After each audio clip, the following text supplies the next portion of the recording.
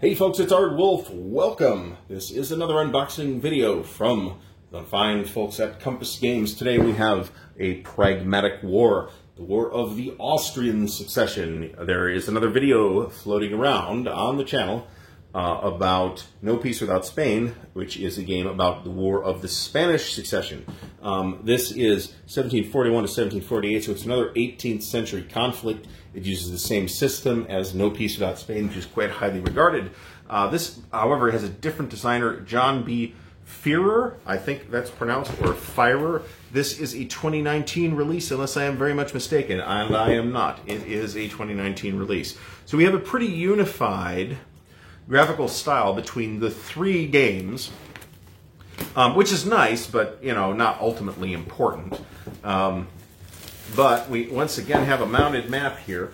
Again, John Führer is the designer here. Sam Harper was the developer, and Mark Mahaffey was the artist. And once again, 2019 Compass Games. It's in a box that is really quite thick. Now, we have here some stickers, and a similar pack of stickers came with No Peace Without Spain, the new printing of No Peace Without Spain, and I don't know what to do with these. I still don't know what to do with these. We also have another deck of cards, which is about the same size. It looks like about 55 or 60 cards, and again, it starts with card 1, but there are events. This is a card-driven game, and again, we got a big bag of dice. So I suspect that this is a bucket of dice type combat resolution system, but I haven't verified that yet. So we have a rule book. Once again, we have a pile of baggies. These are welcome in this case because this game will get stored with the counters in baggies. So the rule book, once again, we have a nice glossy. It feels a little less glossy than a couple of the other recent ones. Full color, fairly catchy graphically. Looks like rules go into, okay, so it looks like we got about 24 pages of rules. Then we get into a couple, at least one option. There's an optional rule, okay. And then we get into a campaign game, an extended example of play, which is illustrated better than the one in No Peace Without Spain, actually. So that's nice to see. We got some designer's notes, which is great. It's always good to see that kind of thing. And we have some notes on the event cards, which is also pretty cool. And a little mini map, too. So this is, what, 32 pages? Is that right?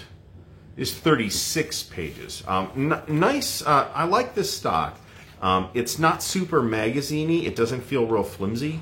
It's not incredibly heavy, but it's full color. It looks great. So we also have some player aids. Here's a sequence of play. And on the back of that is some action chart, interception charts, naval rules. Once again, it looks like we got these number of rules on the player aids, which I talked about in the other video. We got two counter sheets. Now, once again, these are on quite thick brown core stock. They are rounded, pre-rounded counters, which is always nice to see. The Prussians are, of course, involved in this. Looks like these are the French. Here's the British. Here's Saxony. This looks like the Dutch, the Austrians. Where are the Prussians? The Prussians are down here. I don't know if I like that. The blue. So I'm pretty sure the two essential sides in the game. One side has this sort of tan or khaki background, and then colored stripes to indicate the nationality. And the other faction, the Bourbon faction, which is the French and the Prussians, have the blue backgrounds with the colors on the bottom. So that's actually cool. I don't mind that. So that's cool. Nice looking counters. Again, super duper thick. And again, we have a mounted map. Now, if you've seen the video on No Peace Without Spain, this might, in fact, look like the exact same map. But it isn't. It is a very similar style, however. And it is more Central Europe rather than the War of the Spanish Succession, which is kind of over here. The layout's a little different.